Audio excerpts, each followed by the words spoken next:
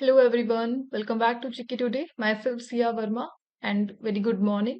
I hope you all are doing very well. So आज हमें करना है 2nd of August 2024 का current session with in-depth analysis of current news. Fine. Also these questions are part of daily 20 MCQ series which is available on GK Today application. सो इस session में हम सबसे पहले करंट क्वेश्चंस का depth में analysis करेंगे, then static GK, then revision and at last quiz के साथ हम इस सेशन को एंड करेंगे. फाइन. सो स्टार्ट करते हैं हमारा session with the very first question. So the first question is what is the main objective of the defence accusation council recently seen in news. So defence accusation council का main objective आपसे पूछा जा रहा है जो कि recently news में था. So the answer is option number B, to ensure expeditious procurement of the approved requirements of the armed forces. यानी आर्म फोर्सेस की जो भी रिक्वायरमेंट है उनकी खरीदारी को सुनिश्चित करना ही मेन ऑब्जेक्टिव है डिफेंस एक्यूजेशन काउंसिल का. फाइन. डिफेंस एक्यूजेशन काउंसिल अभी न्यूज में क्यों रहा? क्योंकि रिसेंटली इन्होंने चेंज करे हैं अपने एक डील में, और डील रही थी 31 MQ-9B ड्रोन्स को लेकर. सो 31 MQ-9B ड्रोन्स की खरीदारी को लेकर चेंजेस किए गए हैं, दैट्स वाई ये न्यूज में रहा था. डीएसी जनरली मेन बॉडी है मिलिट्री प्रोक्योरमेंट के लिए, और जो डिफेंस कैपेबिलिटीज है उसको एनहांस करती है. इसको स्टार्ट किया गया था 2001 में after the Kargil war. After the Kargil war in 2001 में स्टार्ट किया गया था डिफेंस एक्विजिशन काउंसिल को, जिसको लीड करते हैं defence minister and include top military leaders. Fine. अगर कारगिल वॉर की बात की जाए तो कारगिल वॉर स्टार्ट हुआ था 1999 में. किसके between? Took place between India and Pakistan in 1919. And कहाँ पर हुआ था? कारगिल डिस्ट्रिक्ट ऑफ कश्मीर में हुआ था. फाइन.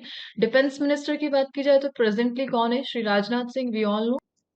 टॉप मिलिट्री लीडर्स में इंक्लूड रहते हैं chief of defence staff, and chief of defence staff अभी प्रेजेंटली कौन है? सो उनका नाम है अनिल चौहान, जो कि second chief of defence staff है आफ्टर बिपिन रावत. फाइन. इसी के अलावा जो चीफ ऑफ आर्मी स्टाफ है जिनका नाम है उपेंद्र द्विवेदी, वो भी इसके मेंबर है. Chief of naval staff admiral Dinesh K Tripathi, and chief of air staff air chief marshal Vivek Ram Chaudhary.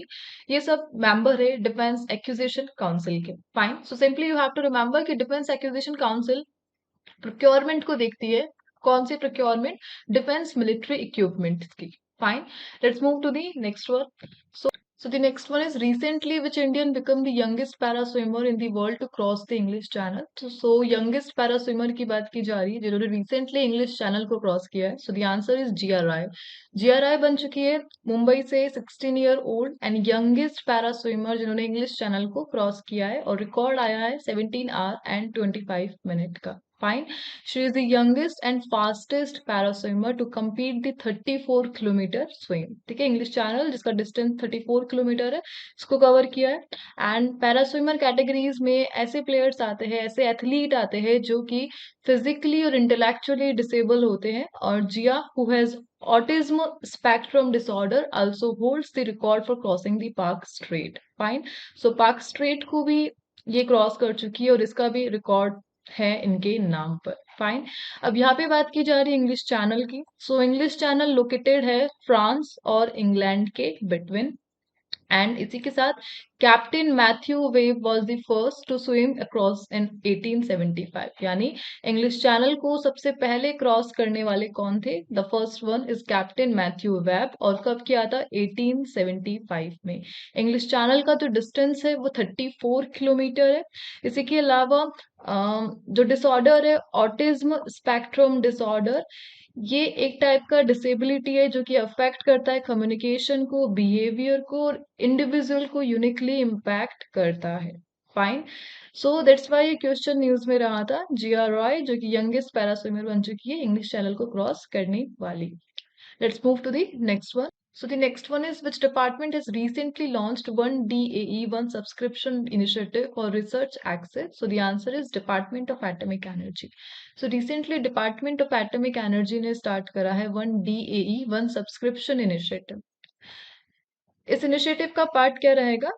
इस इनिशिएटिव का पार्ट ये है कि ओडीओएस एक्सेस देगा ओवर 4000 जर्नल्स का from Wiley and Springer Nature. Wiley and Springer Nature ये ग्लोबल पब्लिशर है, और इन ग्लोबल पब्लिशर का जो डेटा है उसका वन टाइम एक्सेस मिलेगा डिपार्टमेंट ऑफ एटॉमिक एनर्जी के अंडर 60 यूनिट्स को। So basically department of atomic energy ने रिसेंटली 2023 में स्टार्ट किया था one day one subscription initiative. So ODOS क्या करेगा, इस सब्सक्रिप्शन के तहत डीएई के अंडर परफॉर्म करने वाली 60 यूनिट्स को एक्सेस मिलेगा 4000 जर्नल्स का। 4000 जर्नल्स जो कि है विले एंड स्प्रिंगर नेचर से related. Wiley and Springer Nature की बात की जाए तो ये ग्लोबल पब्लिशर है जिन्होंने आइंस्टाइन रिलेटेड डॉक्यूमेंट्स को, नील बोर रिलेटेड डॉक्यूमेंट्स को पब्लिश किया था, और ऐसे ही काफी सारे रिसर्च एंड साइंटिफिक फैक्ट्स को एक्सेस दिलाएगा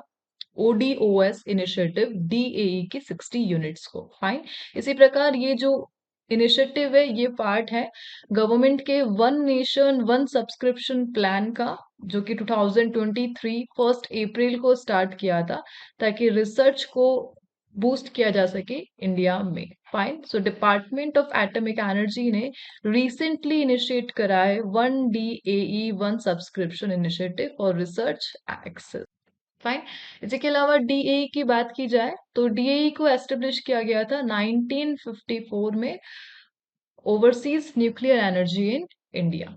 एंड इंडिया के जितने भी न्यूक्लियर पावर प्लांट है उसको मैनेज करता है, एनर्जी सिक्योरिटी को एनहांस करता है डीएई। फाइन। इसी के अलावा डीएई रिसर्च को कंडक्ट कराता है एटॉमिक साइंस में, और टेक्नोलॉजी डेवलपमेंट को भी प्रमोट करता है। सो बेसिक पर्पस है डीएई के। फाइन।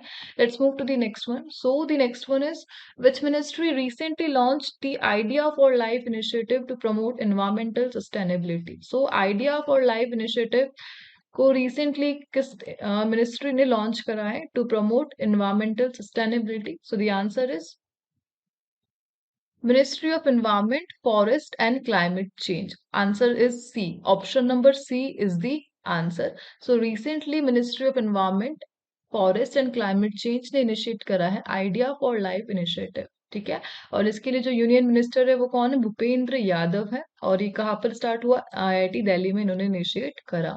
सो इस इनिशिएटिव का मेन पर्पस क्या है? इस इनिशिएटिव का मेन पर्पस है इनोवेटिव आइडियाज को इनवाइट करना जो कि इको फ्रेंडली है और इको फ्रेंडली लाइफस्टाइल पर बेस्ड है। तो ये जो पोर्टल रहेगा बेसिकली फोकस रहेगा वाटर सेविंग पर और वेस्टेज को रिड्यूस करने पर। इसको सपोर्ट मिला है यूजी से एंड यूनिसेफ से, और इसका जो एम क्या है?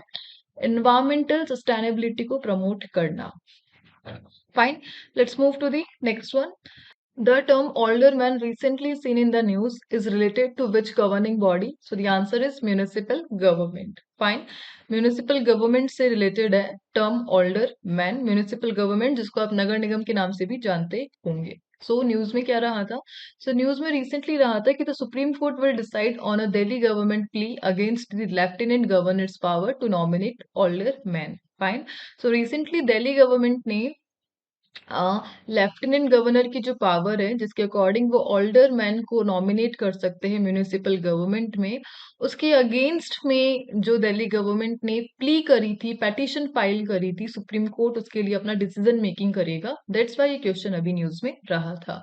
तो जो लोग नहीं जानते हैं, let me explain. So basically Delhi में दो पावर काम करती हैं। एक तो लेफ्टिनेंट गवर्नर की पावर जो कि सेंटर को रिप्रेजेंट करता है, और सेकंड दिल्ली गवर्नमेंट जिसको लीड करते हैं चीफ मिनिस्टर, और उसी के अंडर काम करती है municipal government. Fine. So centre से जो रिप्रेजेंट कर रहे हैं लेफ्टिनेंट गवर्नर, उनके पास एक ऐसा पावर है जिसके अकॉर्डिंग वो ऑल्डर मैन को नॉमिनेट कर सकते हैं म्युनिसिपल गवर्नमेंट, और म्युनिसिपल गवर्नमेंट पार्ट है दिल्ली गवर्नमेंट का। फाइन। दिल्ली गवर्नमेंट नहीं चाहता कि उनकी डिसीजन मेकिंग में सेंटर का रोल हो, इसलिए वो जो ऑल्डरमैन की पावर है, ऑल्डरमैन की नॉमिनेशन पावर है, उसको हटाना चाहता है, और इसी के लिए उन्होंने अभी अगेंस्ट में पिटिशन फाइल करी है सुप्रीम कोर्ट में, and supreme court will decide the decision making process. That's why ये क्वेश्चन न्यूज में रहा था। So basically alderman are the officers in municipal bodies. ये जो टर्म है ऑल्डरमैन, ये इंग्लैंड से ओरिजिन हुई है, जो एल्डरमैन को दिखाता है। 25+ एज होती है इनकी, और प्लस डिसीजन मेकिंग में ये पार्टिसिपेट करते हैं, हेड करते हैं, लेकिन मेयर के चुनाव में इनका कोई रोल नहीं है। फाइन। सो दिल्ली का जो म्यूनिसिपल कॉर्पोरेशन एक्ट है, ये ही परमिट करता है लेफ्टिनेंट गवर्नर को, जिसके तहत वो ऑल्डरमैन को नॉमिनेट कर सकते हैं। कहाँ पर? म्यूनिसिपल गवर्नमेंट में। और मैक्सिमम कितने ऑल्डरमैन को? 10 experts as a alderman. Fine. That's why question में रहा था। इसी के अलावा सुप्रीम कोर्ट की बात की जा रही है। सो सुप्रीम कोर्ट में कितने मेंबर्स होते हैं बता सकते हैं आप? So basically it consist of the chief justice and 33 other जजेस। टोटल कैपेसिटी 34 जज की है, जिसमें सिर्फ one chief justice of India है and 33 other justice. Fine. I hope ये क्वेश्चन आपको समझ में आ गया होगा। Let's move to the next one. The next one is Mekidatu project recently seen in the news is associated with which state? So Mekidatu project की बात की जा रही है, किस स्टेट से एसोसिएटेड है? So the answer is Karnataka. So Karnataka से रिलेटेड है मेकेदातु प्रोजेक्ट. न्यूज में क्यों रहा था ये project? Let's find. So recently जो कर्नाटका के चीफ मिनिस्टर है, उन्होंने इनिशिएट करिए टॉक्स को तमिलनाडु के साथ about the Mekedatu project. Mekedatu project एक प्रोजेक्ट है जो कि डैम को बिल्ड करेगा नियर कनकपुरा, जो कि मिड साइट है तमिलनाडु और कर्नाटका के बिटवीन, ताकि वाटर सप्लाई के लिए रिजर्वर को क्रिएट किया जा सके डैम को बिल्ड करके. Fine. Let's move to the next one. Charles Darwin's frog recently seen in the news is endemic to which region of India? किस रीजन में? So the answer is Andaman island. Charles Darwin frog, जो कि Charles Darwin के नाम पर पड़ा है frog का नाम. So basically Charles Darwin frog ये बिलोंग करता है अंडमान आइलैंड से. इनकी जो ब्रीडिंग प्रोसेस है वो अननेचुरल प्लेसेस में हो रहे हैं, जो कि दिखा रहा है हैबिटेट लॉस. किसके habitat loss? Charles Darwin frogs के. कहाँ पर? अंडमान आइलैंड में. दैट्स वाई ये न्यूज में रहा था. बेसिकली ये किस फैमिली का पार्ट है?